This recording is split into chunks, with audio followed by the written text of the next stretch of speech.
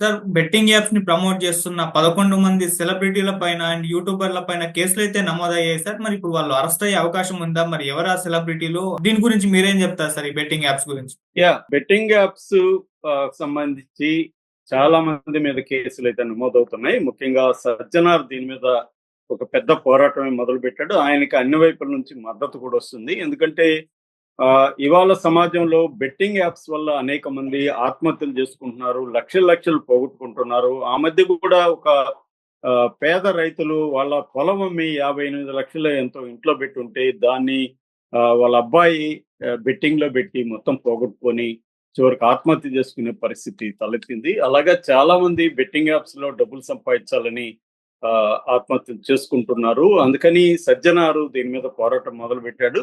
అయితే సజ్జనారు పోరాటం very limited అని చెప్పొచ్చు. ఎందుకంటే బెట్టింగ్ యాప్స్ మీద ఆయన పోరాటం చేయట్లేదు. బెట్టింగ్ యాప్స్ ని ప్రమోట్ చేసే చిన్న వాళ్ళ మీద, అది కూడా యూట్యూబ్ లో ఫేమస్ ఉన్న సెలబ్రిటీస్ కావచ్చు, లేకపోతే ఇన్స్టాలో ఉండే ఇన్ఫ్లుయెన్సర్లు కావచ్చు, వాళ్ళ మీద మాత్రం ఆయన ప్రజెంట్ పోరాటం. మేబీ భవిష్యత్తులో ఆయన ఇంకా దాన్ని విస్తృత పరుస్తాడని చూడాలి. ప్రజెంట్ అయితే ఇప్పుడు ఒక సంచలనమైన వార్త నిన్నటి నుంచి వైరల్ అవుతుంది. అదేంటంటే దాదాపు 11 మంది సెలబ్రిటీల మీద పంజగుట్ట పోలీస్ స్టేషన్ లో కేసు నమోదైంది. విష్ణుప్రియ అందరికి తెలుసు. అమ్మాయి మొన్ననే బిగ్ బాస్ లో ఎంత హడావిడి చేసిందో, దాని తర్వాత చాలా సినిమాల్లో కూడా ఆమె యాక్ట్ చేసింది. అట్లాగే సుప్రీత, సురేఖ వాణి కూతురు, అమ్మాయి ఆల్రెడీ సారీ చెప్పి ఒక వీడియో కూడా రిలీజ్ చేసింది. అయినా కూడా అమ్మాయి మీద కేసు పెట్టారు. అట్లాగే ఇమ్రాన్ ఖాన్, పరేషాన్ బాయ్స్ అని ఒక ఇది నడుపుతాడు యూట్యూబ్ లో. అతను హర్ష సాయి, అందరికి తెలుసు మనకి హర్ష సాయి. ఆయన లక్షలు లక్షలు పేదలకు పంచిపెట్టడం, రకరకాల కార్యక్రమాలు చేసి హడావిడి క్రియేట్ చేస్తుంటాడు. ఆయన కూడా హీరోగా సినిమా వస్తుంది. ఆ మధ్య కూడా ఆయన మీద గర్ల్ ఫ్రెండ్ కూడా కంప్లైంట్ చేసింది. అట్లాగే రీతు చౌదరి, ఇటీవలనే రీతు చౌదరి కూడా వివాదాల్లోకి వచ్చింది, జగన్ సంబంధించి కేసు. అట్లాగే టేస్టీ తేజ, అతను కూడా Bigg Boss fame. Kiran Goud, తర్వాత సన్నీ యాదవ్ కూడా ట్రావెలర్, బైక్ లో ఆయన ప్రపంచ చుడుతుంటాడు. అట్లాగే బండారి షేహ్యాని, ఈ షేహ్యాని కూడా ఇన్ఫ్లుయెన్సరు. వీళ్ళందరి మీద ఇప్పుడు కేసులు పెట్టారు. అట్లాగే అంతకుముందు మనకి లోకల్ బాయ్ నాని కూడా చూసాము. సో వినయ్ గురు, వీళ్ళందరి మీద కూడా ఇప్పుడు కేసులు పెట్టారు. వీళ్ళందరినీ అరెస్ట్ చేస్తారా లేదనేది చూడాలి. నోటీసులు అయితే ఇష్యూ చేశారు. మామూలుగా అయితే వీళ్ళకి దాదాపు వీళ్ళు సమాధానం ఇచ్చేదాన్ని బట్టి ఉంటది, 1 నుంచి 3 సంవత్సరాలు వీళ్ళ అని బ్యాన్ చేసే అవకాశం ఉంది. యూట్యూబ్ ఛానల్లో కావచ్చు, యూట్యూబ్ ఛానల్కి కానీ కంప్లైంట్ ఇస్తే వీళ్ళని బ్యాన్ చేయొచ్చు. అట్లాగే 10 లక్షల వరకు ఫైన్ కూడా వేసే అవకాశం ఉంది వీళ్ళ మీద. ఎందుకంటే పెద్ద ఎత్తున లక్షలు వీళ్ళు బెట్టింగ్ యాప్ల ద్వారా సంపాదిస్తున్నారని చెప్తున్నారు. దీని మీద కూడా అతను నా అన్వేషణ అనే ప్రపంచ యాత్రికుడు, అతను ఇప్పటి నుంచో పోరాటం చేస్తున్నాడు. ఇప్పుడు సజ్జనార్ అతనితో కూడా ఒక వీడియో చేశాడు సంభాషణతో. సో వీళ్ళకి ఇది కాకుండా జైలు శిక్ష కూడా పడే అవకాశం ఉంది. ఎందుకంటే ఇప్పుడు పెట్టింది కన్జ్యూమర్ యాక్ట్ 1986 అనమాట, కన్జ్యూమర్ ప్రొటెక్షన్ యాక్ట్. అది ఆ తర్వాత 2019లో అమెండ్ అయింది. అట్లాగే బిఎన్ఎస్ 318 సెక్షన్ కింద పెట్టారు. అట్లాగే తెలంగాణ గేమింగ్ యాక్ట్ కి సంబంధించిన ఒక చట్టం ఉంది, టిఎస్సి, దాన్ని పెట్టారు. అట్లాగే ఐటీ యాక్ట్ 66D దాని మీద కూడా పెట్టారు అనమాట. పలు సెక్షన్ల కింద కేసు పెట్టారు. ఇది కాకుండా దేశవ్యాప్తంగా పలువురు సినిమా సెలబ్రిటీల మీద కూడా కేసులు పెట్టే అవకాశం ఉందని చెప్తున్నారు.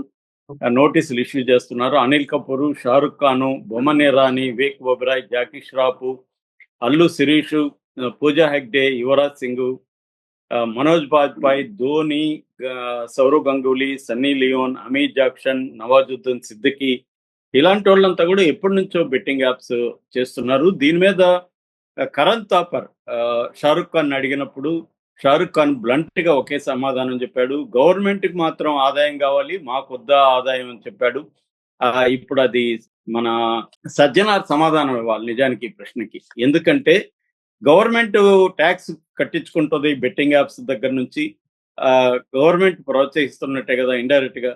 అంటే గవర్నమెంట్ మాత్రం ఆదాయం పొందొచ్చు, యూట్యూబర్స్ ఇన్ఫ్లుయెన్స్ ఆదాయం పొందితే నేరమా అన్న ప్రశ్న లాజికల్ గానే ఉంది. ఎందుకంటే అసలు ఆ యాప్సే లేకపోతే వీళ్ళు ప్రమోట్ అనేది చేయరు కదా!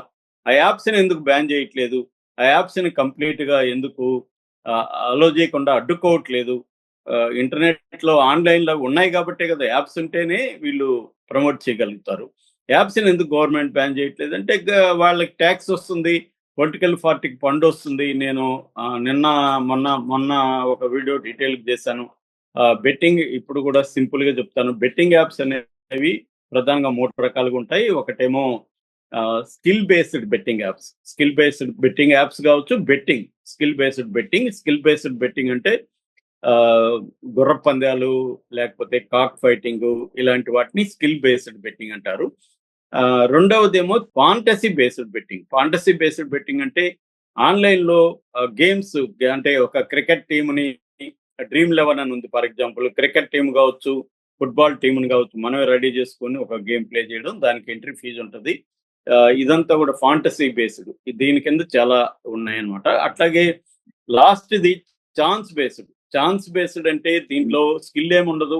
గుడ్డిగా బెట్టింగ్ ఆడడం. దీన్ని పరే మ్యాచ్ చేసి ఉంది. ఐఎక్స్ బెట్ ఉంది. మహాదేవ్ యాప్ ఉంది. మెయితీ ఉంది. తర్వాత బెట్ 365 ఉంది. బెట్‌వే ఉంది. ఇలాంటి చాలా యాప్స్ ఉన్నాయి. ఇవన్నీ కూడా మామూలుగా మన దేశంలో ఈ మూడిట్లో ఏందంటే స్కిల్ బేస్డ్ బెట్టింగ్ అనేది బ్యాన్ లేదు. గుర్రపు పందాలు బ్యాన్ లేదు మన దేశంలో. అట్లాగే కాక్ ఫైటింగ్ కూడా అలో సంక్రాంతికి మనం చూసాం కోళ్ల పందాలు ఏ స్థాయిలో ఉంటాయి. ఇక ఫాంటసీ బేస్డ్ డ్రీమ్ 11 ఇట్లాంటివి కూడా బ్యాన్ లేదు. మూడో వెర్షన్ ఏదైతే ఉందో ఛాన్స్ బేస్డ్ మాత్రమే ఇండియాలో బ్యాన్ ఉంది. అయితే ఆంధ్రప్రదేశ్, తెలంగాణ ప్రభుత్వాలు మాత్రం కంప్లీట్‌గా ఆన్‌లైన్ బెట్టింగ్ ఏ ఫార్మ్ అయినా ఆన్‌లైన్ బెట్టింగ్‌ని బ్యాన్ చేశాయన్నమాట. సో, అందుకనే ఆంధ్రప్రదేశ్, కర్ణాటక, మన తెలంగాణలో ఈ ఆన్‌లైన్ బెట్టింగ్ ఛాన్స్ అయినా, ఫాంటసీ అయినా, స్కిల్ బేస్డ్ అయినా కూడా ఆన్‌లైన్ బెట్టింగ్స్ కంప్లీట్‌గా బ్యాన్ చేశారు. మామూలుగా చట్టాల గురించి వచ్చేసరికి మన దేశంలో ఋగ్వేద కాలం నుంచి కూడా బెట్టింగ్ అనేది ఏదో ఒక రూపంలో ఉంది. జూదం మన భారతంలో కూడా ధర్మరాజు జూదంలో పోగొట్టుకోవడం వల్లే యుద్ధం వచ్చింది.